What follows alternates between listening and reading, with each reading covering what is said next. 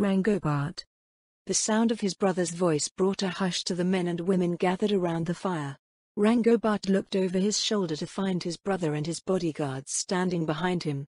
The heir apparent of House Raborbad wore a put-upon look as he glanced at the humble tents of the migrant camp. "What is it, esteemed brother? How long are you planning on staying out here? Father has been talking you up for 30 minutes now." Talking me up, or using me to talk himself up? The latter was the more likely case. He had been doing it for weeks already. Rangobart didn't begrudge him that, as he was indebted to his father for his upbringing, but his brother had appeared at an inconvenient time. "I'm currently accompanying Miss Gran," Rangobart told his brother. "Oh, please don't mind me," Nemel smiled her smiley smile. "I'm sure Count Raborbad and his allies have much to discuss with you before we arrive at the border." This woman. They were getting quite engrossed in their discussion about the specific domestic arrangements that Rangobart's new company would likely need, but that didn't stop Nemel from seizing the chance to dump a bucketful of cold water on him. "Speaking of which," Rangobart said, "everyone would surely welcome Miss Gran to their table. This is their first visit to the Sorceress Kingdom, after all.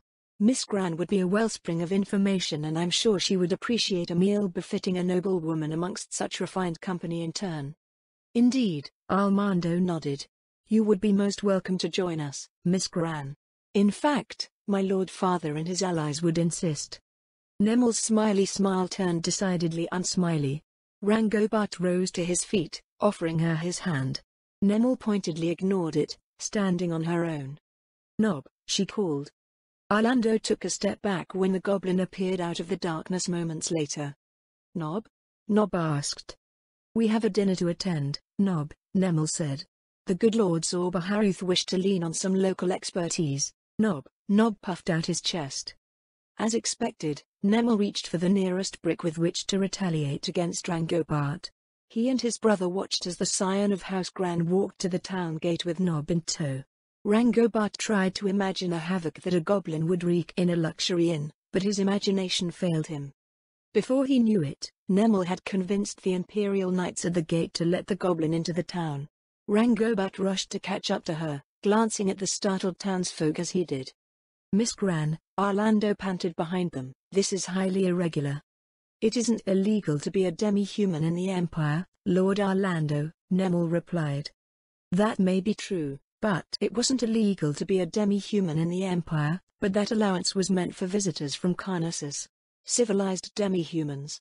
The demi-humans that existed along the Imperial frontier were usually just obliterated on sight by the Imperial army. The Empire's relationship to the Sorceress Kingdom still hadn't sunk in for most Imperial citizens. Rangobart doubted that it ever would, so long as nothing in their lives changed for the worse, and any non-human visitors from there were still very much subject to the perceptions of Imperial culture.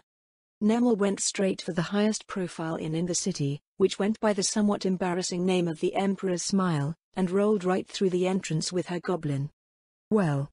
The host's greeting trailed off at the sight of Nob. "Well," said the goblin. Nemel didn't say a word, her face a mask of aristocratic expectation. The host wavered for a moment before bowing deeply. "This way, please, my lady." The inn's patrons hushed as the goblin made his way through to the stairs in the back. Rangobart stepped aside to speak with one of the restaurant staff near the second-story landing. "A table for the gentleman over there," he told him. "The gentleman? Ah, of course. What would the gentleman like?" "Meat. A lot of it." By the time Rangobart caught up with Nemel, she was already using her goblin to hold his father's table hostage. Her brutal tactics reminded him very much of Baroness Zaradnik back when she dealt with all of the agents following Dame Verilyn around. Every count and countess at the table sat frozen as they struggled to exchange pleasant introductions. Rangobart's father kept glancing at him as if it was his fault. Not that he was wrong. "Your table, sir." Their attention was drawn to the appearance of one of the restaurant staff. He was standing about 3 meters from Nob, making motions at the goblin as if Nob was a dog. "Dinner's ready, Nob," Rangobart said. The goblin finally moved away, seating himself at a table in the corner of the restaurant that was piled high with cold cuts. To the shock of the patrons warily watching him, he actually used the silverware. "A shame," Nemel sighed. "I was hoping that Nob would do us the favor of dining together." "Do us the favor?" Count Reburbad furrowed his brow. Yes, my lord, Nemel replied. It is readily apparent that the members of my lord's esteemed party are unaccustomed to the presence of other races. I suppose that the extent of everyone's previous experience would be dealing with prominent merchants from Carnassus. The nobles around the table nodded. So you mean to say that the Sorceress Kingdom is similar to Carnassus, Miss Gran? Count Reburbad asked. It is not, my lord, Nemel answered. Carnassus has a culture all of its own. The races that participate in their society are the same races that have done so since antiquity. Goblins are treated no differently in Carnassus than they are in the Empire. The Sorceress Kingdom, on the other hand, is indiscriminate. Rule of law reigns and all are welcome so long as they observe the law. Acting out of sorts in the presence of a goblin, ogre, troll, or any other race that receives a less than cool reception in the Empire will mark you out as uncouth. What about the undead? Another count at the table asked. Is it true that they make a regular appearance? It's more that they're a constant presence, Nemel replied. They serve as the security forces of the Sorceress Kingdom, after all. The undead also participate in its administration and various government services. None of the high nobles at the table were touching their food anymore. Rangobart forked a wedge of potato into his mouth. How close do the undead get? Countess Reburbad's voice trembled. I won't find a zombie standing at the foot of my bed, will I? That is no more likely than finding an Imperial Knight at the foot of one's bed, my lady. Rangobart held the back of his hand against his lips, stifling a laugh as the faces around the table paled. The woman had developed a uniquely cruel streak if she had said that on purpose. Waking up to find an Imperial Knight at the foot of one's bed was a common nightmare for civilian aristocrats in the Empire. If I'm not mistaken, Nemel said, the Imperial trade delegations visiting the Sorceress Kingdom will be staying at Castle Corlin. Yes, that's right. Then please rest assured. The household staff there is human. A collective sigh of relief rose from the assembled aristocrats. Rangobart eyed Nemel appraisingly. She was dominating the table of counts and countesses as naturally as a margrave might. The woman had changed much from the shy, unassuming classmate from the academy who allowed herself to be exploited by a shameless commoner. The hours went by with the dinner turning into a briefing being held by Nemel Gran. The next morning, as their caravan embarked on the next leg of its journey, Nemel gave him a pointed look from her seat as he walked alongside her. You owe me. Do I? Rangobart replied. You wanted me to foil your father's plans for the night, didn't you? Nemel sighed. Once upon a time, you thoughtlessly acted to shield a helpless young maiden. Now, you shamelessly use helpless young maidens as shields. I was doing you a favor back then if you didn't notice, Rangobart said. You were utterly defenseless against that parasite. Jet's dead. Rangobart frowned at her words. He looked up at Nemel's downcast countenance. When did this happen? Sometime during the winter, Nemel replied. I went to visit him in our winter and found out that Miss Testania had died of starvation. Jet always worked hard to support his mother, so it's unimaginable that he'd let her perish like that. I tried to reach him with a message spell, but... He nodded silently at the implications of a failed message spell. It was the lot of an army recruit. The Empire spared no resources for anyone who wasn't worth its time. Only third-class knights and above saw any care go to their bereaved. At least he tried to make something of himself using his own power, in the end. Rangobart kept that particular thought to himself. Never mind Nemel, most women didn't see things that way. They wanted their friends and loved ones to be safe and happy, ignoring the fact that the commoners who joined the Imperial Army enlisted precisely because they weren't happy with their lot in life. They willingly gambled their lives for something better, and losing that gamble was a distinct possibility. Which army group was he in? The 8th, but he went to join the 6th during the reorganization. I see. The 6th Army Group's campaign on the southern frontier had even higher casualties than the 2nd did in the blister. Rumor had it that it was the doing of General Ray, but the general only continued to rise in prominence as the months went by. Going by what he told Rangobart, it meant that the Empire would be shifting to a more aggressive foreign policy in the near future. What an obnoxious parallel. Just as Jet worked to take care of his mother, so, now, was Rangobart. He had even ended up in the 6th Army Group. How are the others who went with you doing? He asked. They are fine. Ray is staffing our office in Warden's Vale, but she goes back and forth between the village quite a bit. Everyone's helping to manage things and they're teaching magic, as well. Didn't she say that most of her population was goblins? He looked over his shoulder at the migrants loaded into the train of wagons. Arcane magic was a realm shrouded by esotericism, superstition, and rumor, but one or two people in the Imperial Ministry of Magic theorized that the general population had a greater potential for it than common sense suggested. No one could put that theory to the test, however, as it was far too expensive to try even for a country like the Empire. So you'll be training these migrants to be magic casters? Rango Bart asked. That's a pretty big gamble. No, Nemel shook her head. These people signed up as whatever vocations their families specialized in. The territory I'm managing was pure primeval forest when I started working, so there's a huge demand for the basics. Primeval forest, huh? I suppose that's something else you and I have in common now. The lands I was granted upon my promotion are all in the blister. What are they like? I don't know, Rango Bart shrugged. The first thing that the Imperial administration suggested is that I hire adventurers to survey my territory. They didn't survey the land before partitioning it? Nemel furrowed her brow. That's pretty haphazard. Territories, be they the expansive domain of a count or the tenancy of a common farmer, were usually partitioned according to the quality of the land. It was through that quality that administrators could infer how productive the land would be and thus how to distribute it fairly. If nobles just arbitrarily assigned land to their tenants, it would not only result in a lot of dissatisfied tenants, but also a pile of dead ones. Imperial knights would similarly voice complaints about their awarded territories in the same situation, and the emperor would lose his grip on the military. The Imperial administration is already woefully short-staffed as it is, Rango Bart said. This is probably what happens when you apply a bit of extra pressure on it. Standards just fly out of the window in the face of deadlines and their problems become your problems instead. Well, do you have any idea what your new land is like? Nemel asked. No, but they all sound inhospitable. I wouldn't be surprised if the part that one would usually expect to be hospitable has been taken over by fire elementals. Isn't that a good thing? Nemel said. Oh, yes, I'm sure I'll be most ecstatic when I get my weekly notification about how fire elementals from my territory have burned down the surrounding countryside. My reign will be noted for how many dozens of times I was sued a week. Getting feistier wasn't the only thing that had changed about Nemel. She now seemed to see more than a few things far differently from the average imperial citizen. Her discussions with the nobles in his father's delegation went over the strangest points so naturally that all the nobles could do was nod out of the awkward fear that they would be seen as the strange ones instead. Sued? Huh? Nemel looked up at the clouds passing overhead. Come to think of it, I haven't had to worry about that at all. You haven't? Nope, Nemel said.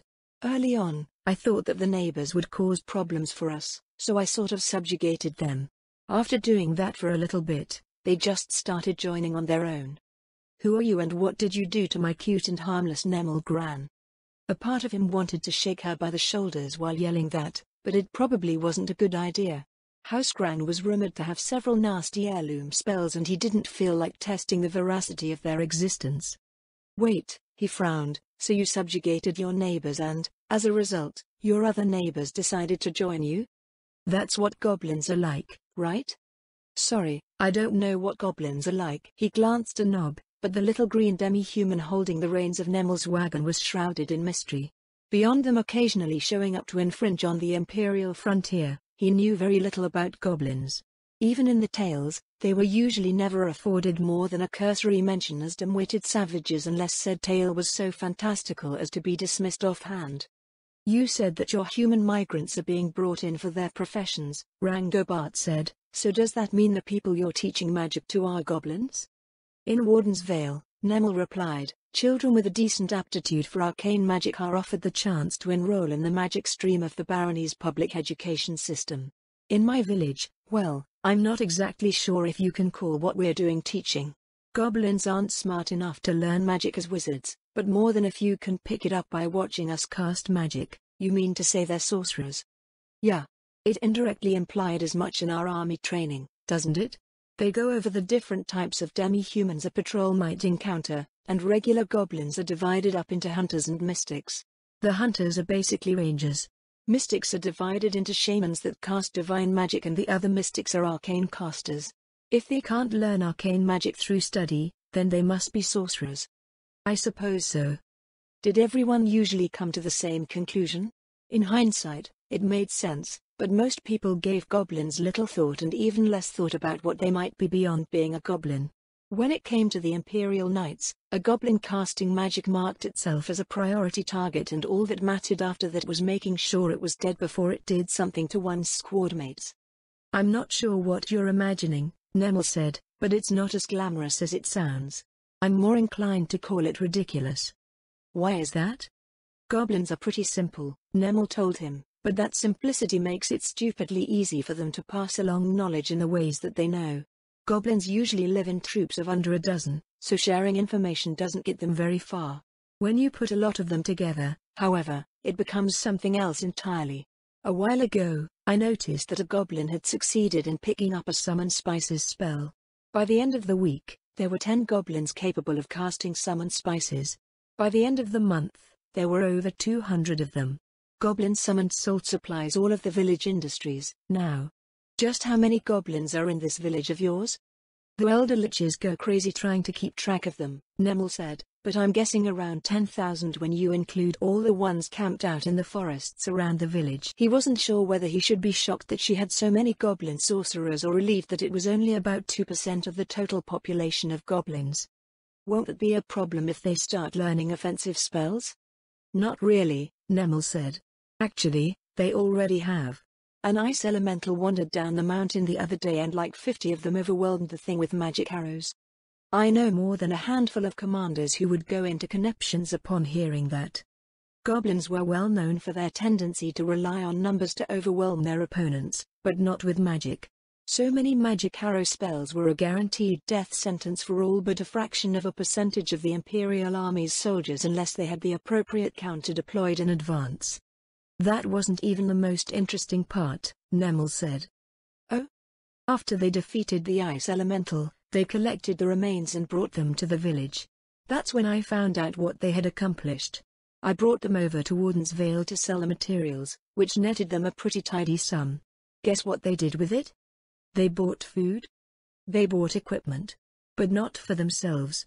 You see, a few goblins had died holding off the ice elemental while they were trying to bring it down, so they used the money that they earned to order armor, shields, and new spears for their vanguards. As Nemel's tale grew increasingly dire, she puffed out her chest like a proud mother hen. I wonder if that means those tales about goblin armies weren't just overindulgent exaggerations, Rangobard said. Why would you assume that? Nemel looked sidelong at him. They are pretty organized even when fighting Imperial patrols, aren't they? Sort of. Imperial Army patrols fought as light and heavy cavalry most of the time. Not letting their enemies organize against their devastating charges was the order of the day to minimize risks to personnel. Nemel served in the Imperial Air Service, so maybe things looked different from above. The Second Army Group had fought as infantry in the blister, but, as a war wizard, he was too preoccupied with green dragons and gnolls to pay any real attention to the goblins. Maybe the regular Imperial Knights had a better appreciation for them.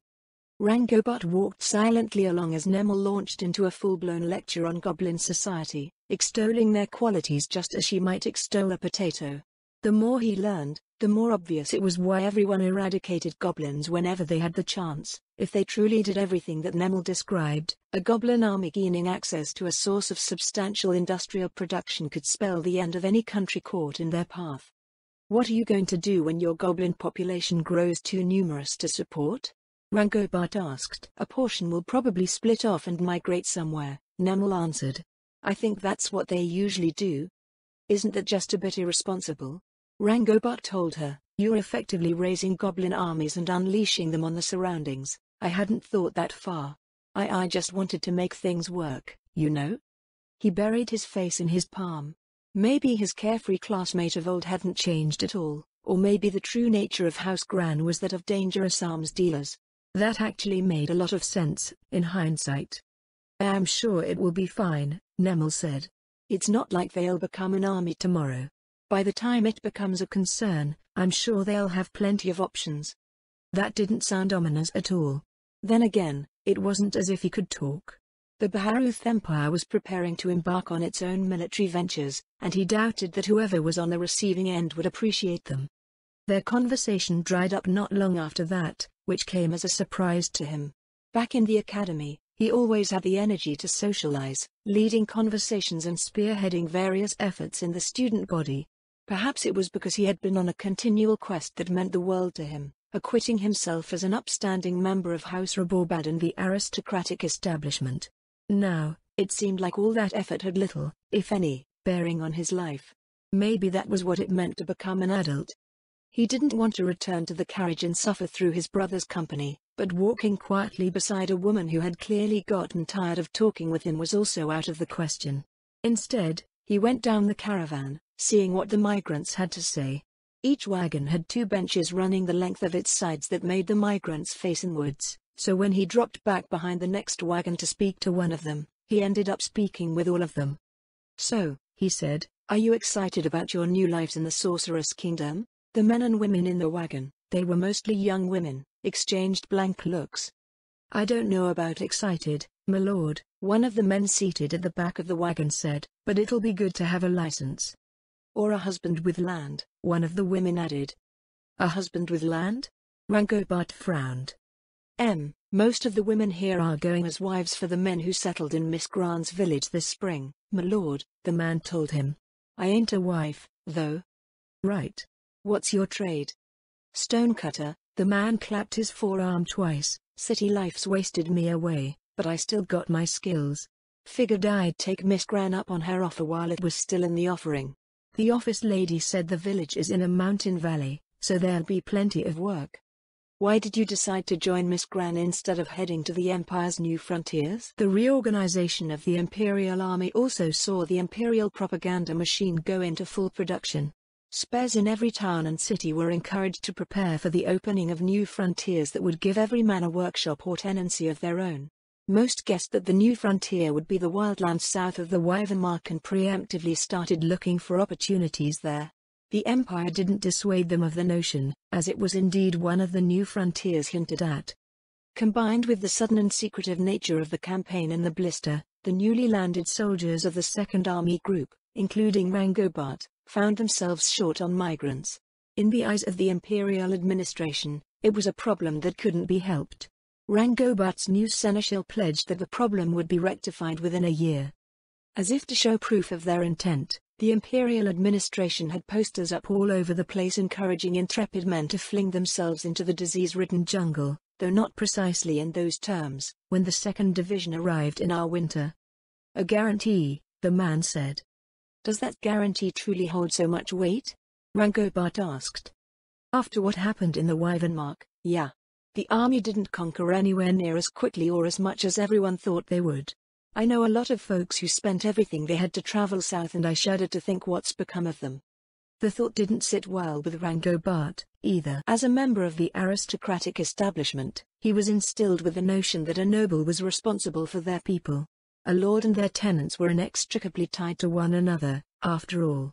If a fief was mismanaged and the people plunged into hardship, so, too, would the house responsible for them be plunged into hardship. Shortfalls in industrial production meant shortfalls in tax revenues, be they caused by natural disasters, monsters, raids, or ill-conceived domestic policies. "What were you promised?" "Like I said, my lord, a license." "Or a husband with land," one of the women added. "I see." It was such a simple thing, but it meant the world to the migrants and they jealously guarded their respective pledges. It wasn't hard to imagine why. In the Baharuth Empire, the people existed at the convenience of those with land, wealth and political power. The imperial administration encouraged impoverished citizens to expend their personal resources to chase the opportunities that the empire dangled before them. If one failed to seize those opportunities, it wasn't the empire's problem. Ideologically speaking, the empire firmly adhered to what they considered the precepts of meritocracy. To get ahead, everything was allowed so long as the emperor allowed it. Those who couldn't find success were considered failures, and failures effectively weren't considered people until they found success. The men and women from the slums before him were firmly entrenched in the culture that spawned from those views and practices. Rangobart was sure that, like himself and the members of his father's delegation, The Sorceress Kingdom held many new and alien things in store. We need more space for the Model S, milady. In the western wagon lot of Kowloon Harbor's harbor district, Leanne turned to find a man in a laborer's outfit holding a clipboard behind her. The Model S? Leanne frowned. Space where? The off-road track. TCH. Of all the... It wasn't something that they could fix with time as short as it was. What about an old highway? A big rural road? We can ask the administration about that, but I doubt it. You do that. Thanks. The man walked away. Leanne turned to gaze at some far-off unknown beyond the gantry cranes of the waterfront. Stupid crappy roads and their crappy crappiness. The Model S was the newest wagon rolled out of House Wagner's workshops. Unlike the other vehicles produced thus far, which were simply older models tweaked and adjusted for the new realities brought by the Sorceress Kingdom, the Model S was built from the ground up to take full advantage of the country's new infrastructure. It was designed to be drawn by 2 soliters, which also meant that it was designed to take full advantage of the motive force that 2 soliters could produce. Compared to the wagons of yore, it was twice as wide, twice as long, haul 8 times as much and could sustain twice the speed.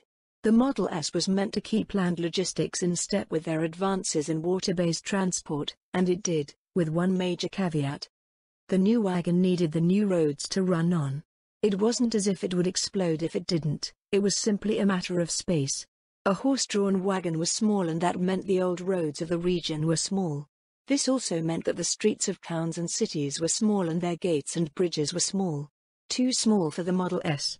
The new vehicle was supposed to act as a compelling case for new, unified infrastructure standards across the Sorceress Kingdom and the members of its growing hegemony. As one of the technology demonstrations for the upcoming visits from imperial nobility, the Model S would bring its passengers on a ride along the new highways of the Sorceress Kingdom. It would load its cargo in Kowloon Harbor, travel to Leanne's town on the imperial border, and then head north from there to the Lizardman Alliance village in the Great Forest of Tob. After that, they would travel up the new highway through the Azalizia Mountains to Fiobukana, where the mountain dwarves would take a day or 2 to show them their stuff. After that, they would return to Kowloon Harbor. Leanne would then humbly receive money from the suitably impressed imperial aristocrats on behalf of all of the hard-working people who made the Model S a reality. I wonder if we can use the test track. Probably not. House Wagner's production methods were considered an industrial secret by the Sorceress Kingdom, so she couldn't just bring them to the vehicle trial area for a demonstration of the wagon's off-road performance. It felt a bit stupid that they didn't have a road that was crappy enough to use with all of the old highways paved over. Maybe they could just go for a spin around the Katza Plains instead. Would that be good marketing? They could run down countless skeletons and zombies to show how secure and sturdy the wagons were. What are you plotting? Huh? Leanne jerked at the sound of Clara's voice. I'm not plotting anything. Well, maybe I am, but it's not the evil plot that you think it is. Ah, Clara said, so it's an evil plot. No, it's not. Leanne held out her hands innocently. It's not as if I was thinking of running over hundreds of people like things as a marketing stunt. Right. Need I remind you that most foreigners assume the worst of us? People still think that eating our grain will transform them into zombies or something equally silly. You have to wonder at what point we should stop caring about that, Leanne pouted. We don't even need to care. You sound like one of those preposterously characterized nobles that end up getting eaten in the Bard's Tales, Clara told her. You should follow His Majesty's example. He's always reserved and dignified, and so too should his nobles be. Like Ludmilla, Clara favored the Sorcerer King far more than she rationally should. Unlike Ludmilla, Clara wasn't undead, so Leanne was still trying to figure out why she acted that way.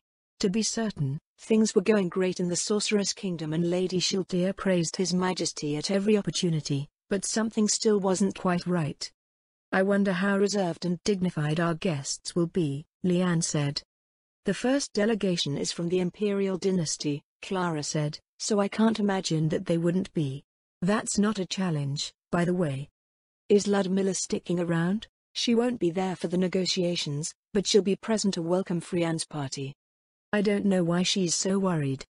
Every noble in the Sorceress Kingdom was participating in the reception of the trade delegations from the Empire except for Ludmilla, who was worried that she would ruin everything by being present. It's as I said before, isn't it?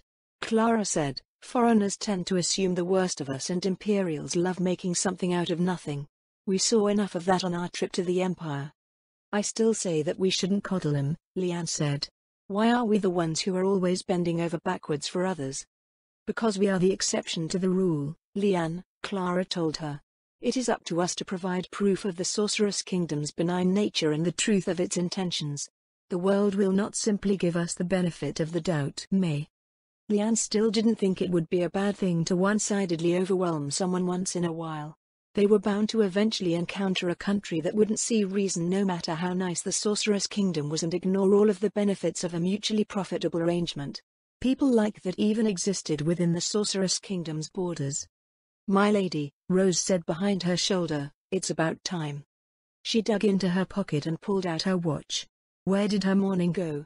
Fortunately, someone they knew was among the first people arriving. They boarded the nearby carriage. It looked like Clara had come to pick her up, and returned to Castle Corlin. The castle's household staff could be seen everywhere making a last-minute inspection of everything. Mixed in amongst them were disguised members of Ijania, and 4 or 5 Hanzos were lurking about unseen.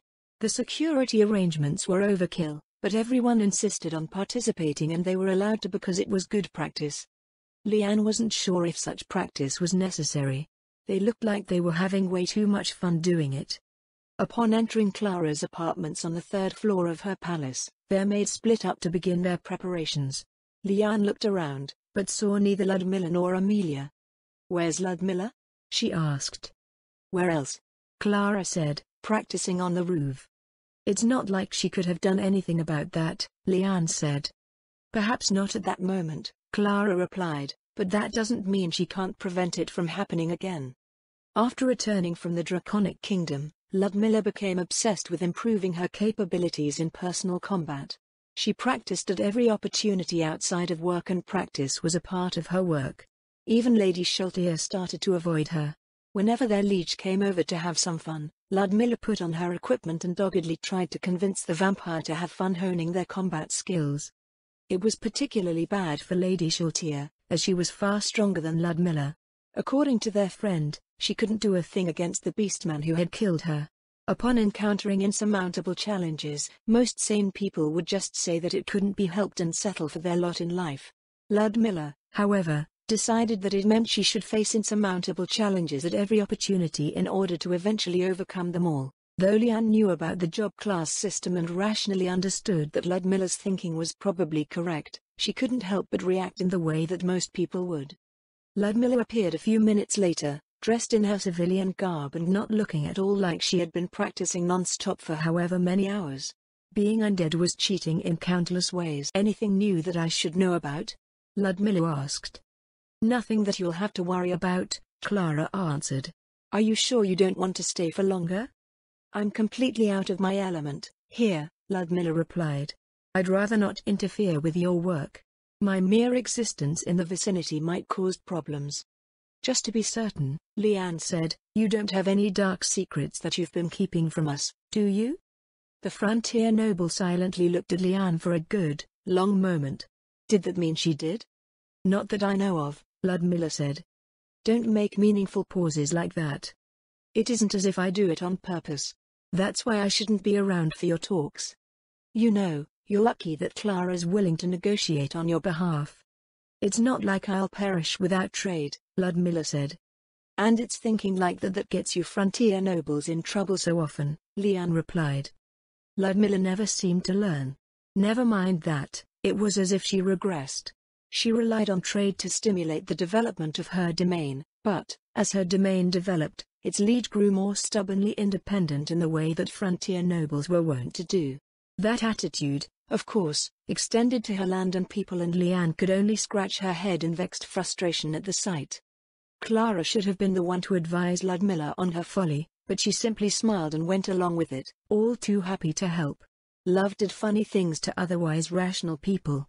Lian fiddled with her hair, trying to find something less annoying to think about.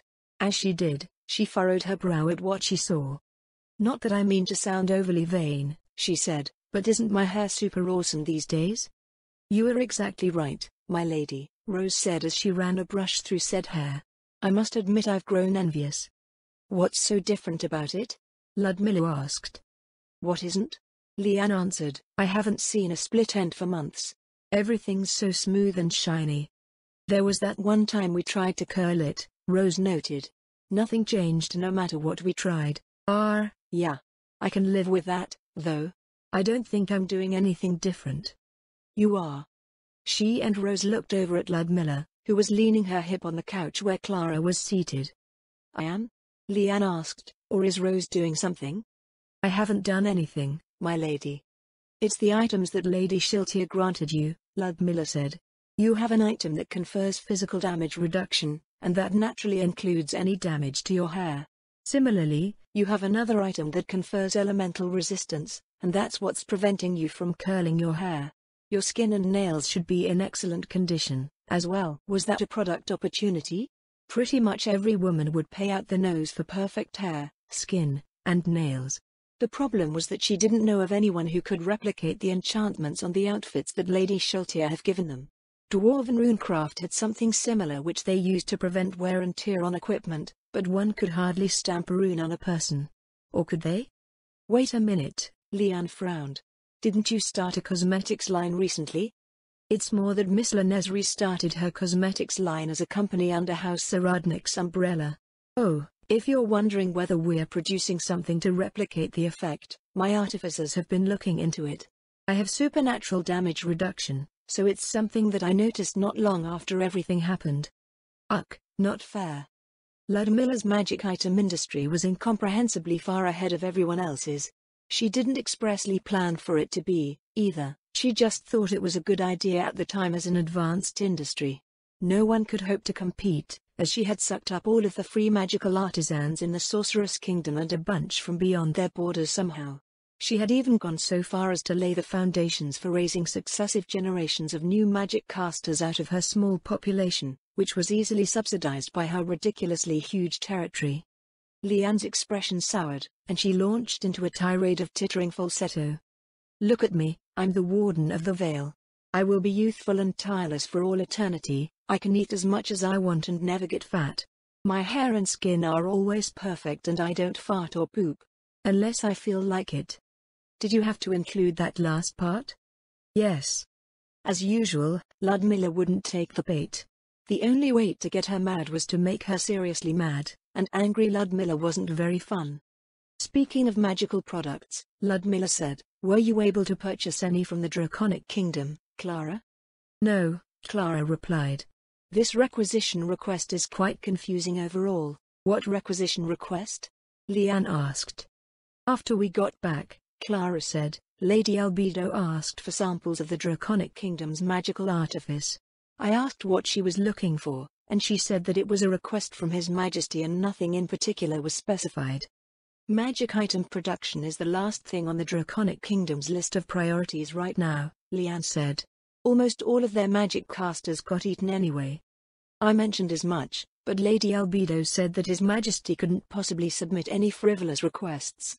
The Elder Liches working in the Draconic Kingdom have been instructed to keep an eye out for anything out of the ordinary, but they always keep an eye out for anything out of the ordinary. I know. The fact that the Sorceress Kingdom considered magic ordinary in the first place was out of the ordinary. Could His Majesty be investigating the special draconic magic that Queen Auriculus wields? Ludmilla asked. Logically speaking, Clara said, that doesn't make sense and Lady Albedo agrees. As far as I know, Queen Auriculus isn't in the habit of creating magic items. Also, if His Majesty wanted to know about the draconic magic, then why not ask her directly? It isn't as if she would chase him away. Maybe His Majesty is being cautious, Leanne said. He could be investigating magic items in the Draconic Kingdom to dig up some clues about Queen Auriculus' magic. Don't be silly, Clara told her. Those have nothing to do with her magic. His Majesty isn't an idiot. Leanne cringed internally as the inflection of Clara's voice subtly gained an undertone of reprimand.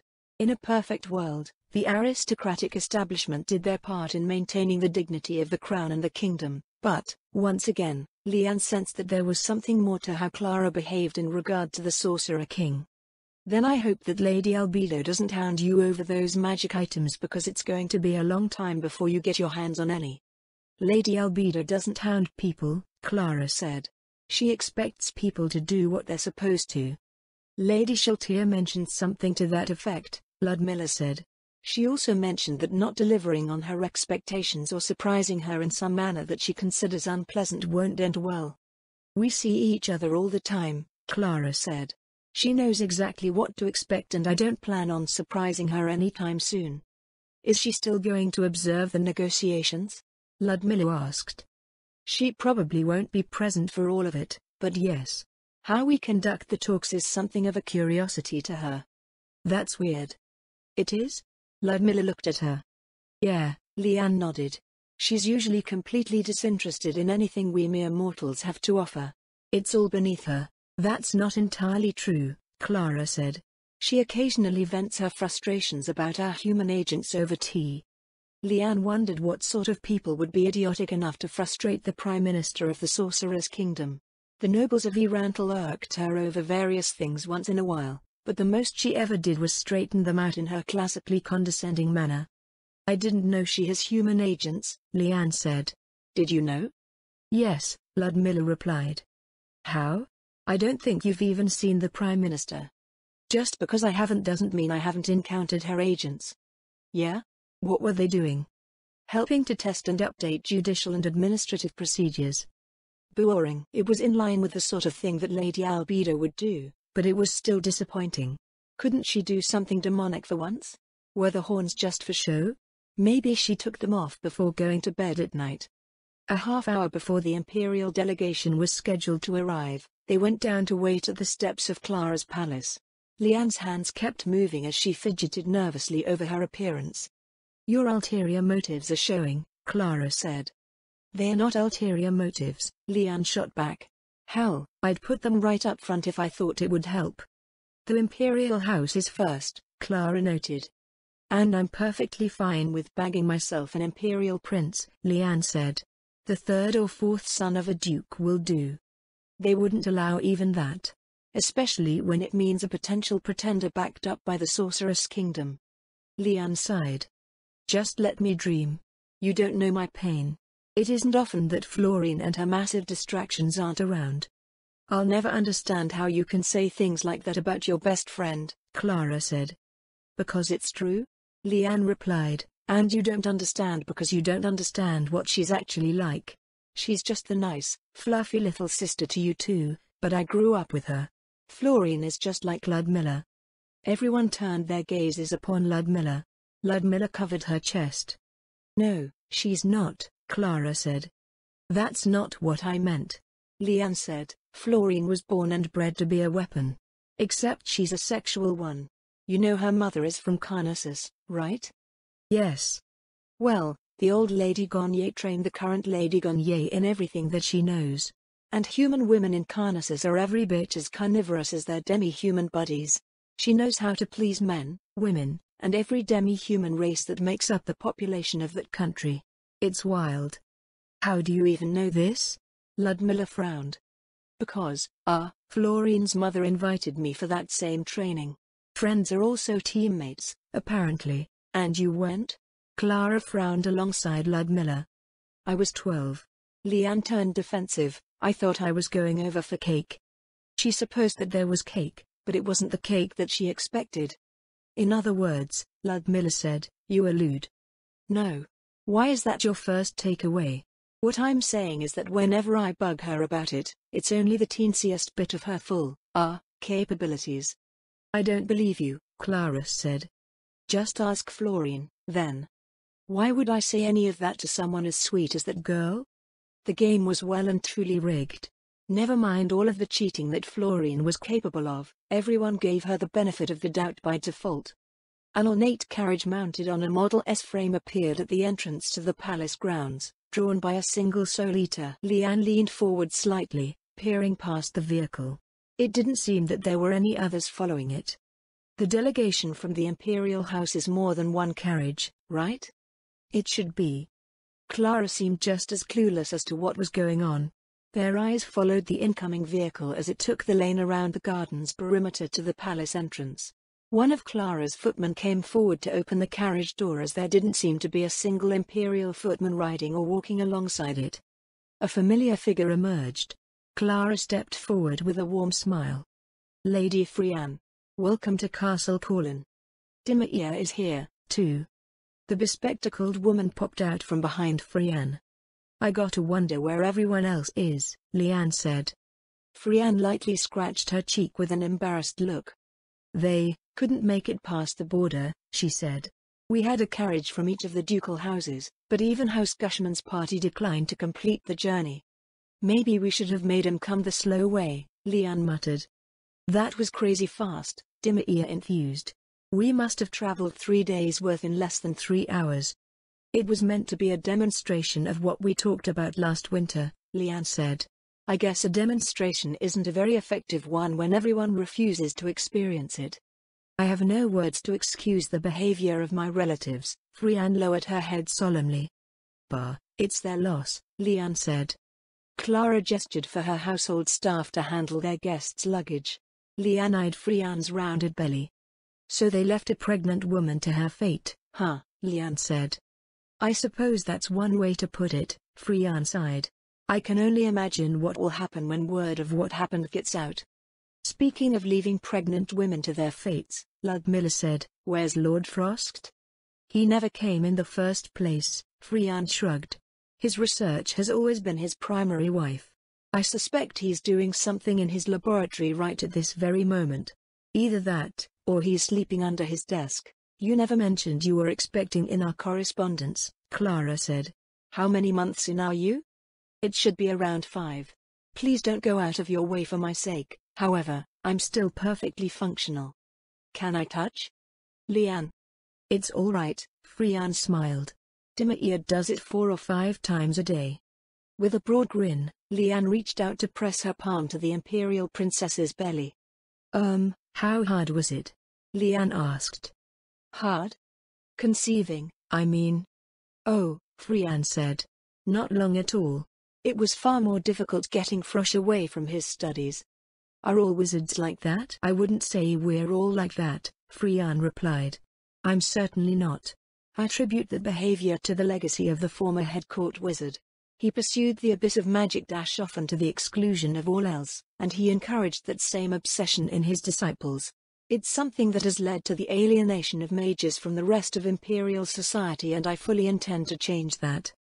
After some visible agonizing, Clara reached out and touched Frianne's belly, too. Then, Ludmilla came forward. Are you sure you want to do that? Leanne said. Ludmilla's hand stopped just short of Frianne, her fingers curling slightly. What do you mean? I dunno, Leanne said. I thought the baby might jump out in fright or something. Ludmilla withdrew her hand. Frianne and Dimir's faces turned ashen grey. Then, Frianne started when Clara bumped Ludmilla forward with her hip. Nothing of the sort will happen, Clara said. Leanne, there are certain things that you shouldn't say. The footmen finished unloading their guests' baggage and the carriage rolled away. Clara led their party up the wide palace steps. You mentioned former head court wizard, Ludmilla said. What happened to him? I'm sure you'd have at least caught wind of it, Frianne replied. Since before your visit to the Empire, Fluda Paradine has been slowly fading from court life. That's why his titles were redistributed to his disciples. He was officially retired not long ago. Why did it happen? Ludmilla asked. He has served the Baharuth Empire for its entire existence. Some say that he simply grew tired of it, Frianne answered. As long-lived as he might be, he's still human. Most human affairs are relatively short-lived, so no one would begrudge him the fact that he had an exceptional tenure. That was just a bit of an understatement. For someone like Fluda Paradine, the Empire could be considered a project and most only maintain their interest in any particular project for a few years. Leanne pretty much couldn't wait for the next new thing to go into development. In that case, Ludmilla said, who is the new head Imperial Court Mage? Me, Frianne smiled sheepishly. You're a bit young to be the head Imperial Court Mage, aren't you? Leanne said. You're also missing the beard. You can't imagine how many times I've heard something to that tune. The Imperial Head Court Mage rolled her eyes. I was lucky to be appointed after I conceived, or I'm sure all sorts of nastiness would have happened behind my back about women getting pregnant after getting their jobs.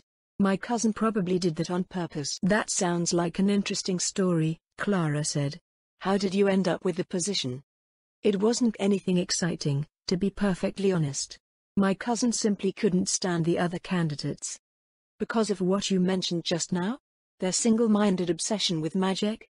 That's what turned him off from them, yes, Frian replied. Fluda Peridine's disciples coveted the office because of the prestige that it represented to members of the arcane community. They would hold the purse strings of the Imperial Ministry of Magic and dictate its policies. My cousin never tolerated nobles who abused their positions in a similar manner, so he wouldn't tolerate a head Imperial court mage who didn't earn their position of privilege. Perhaps just as important is the fact that very few professional wizards in the Empire care much, if at all, for statecraft. I can count the number of them on two hands, and more than half of them are from my generation. Absurd as it may sound, from the country famed across the region for its integration of magic into society, I was the most qualified individual for the position. No one who considers themselves a wizard can deny it after I published the treatise. My cousin was so desperate to fill the position that he just threw up his hands and overlooked the fact that I'm a woman. Talk about all the pieces falling into place. It was both a stroke of genius and a remarkable stroke of luck. Both Leanne and Clara shared similar stories in the Sorceress Kingdom, though in their respective fields of expertise. Does that mean Imperial culture will become less heedless? Ludmilla asked. I am a product of that culture, Frian said, so what you and I consider heedless may differ greatly. I do agree that the practical nature of Imperial reforms over the generations has resulted in many important aspects of the Empire being neglected or damaged severely. The extent of my influence is limited, however. My cousin is still who he is. MMH, we can drop all that weighty stuff for now. Yeah? Leanne said, since it's just us, let's have some fun while we do our thing.